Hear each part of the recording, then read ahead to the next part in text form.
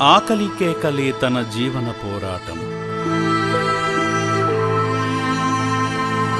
మౌనం వహించిన ఈ మనిషి గతి ఇంతేనా?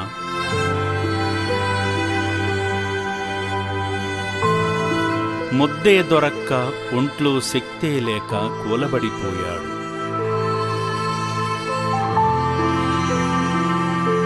పాపం ఎవరో అందించిన ద్రాక్ష పళ్లను ఒక్కొక్కటిగా తీసుకుని ఏదో ఆలోచిస్తూ తింటున్నాడు.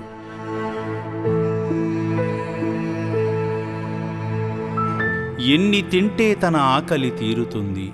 ఇలాంటి వారిపై కాస్త కనికరాన్ని చూపేవారమై ఓ ముద్ద పెట్టే అన్నదాతలమవుదాము. రండి, అమ్మా నాన్న అనాథ ఆశ్రమాన్ని చేరి వారికి చేయూతనిచ్చే విలువైన దానం చేద్దాం. మనం అందించిన అన్నదానం బ్రహ్మస్వరూపమై నిత్యాన్నపూర్ణులుగా మారుస్తుంది. దానం చేద్దాం, మానవదేవుళ్ళుగా కీర్తించబడదాం.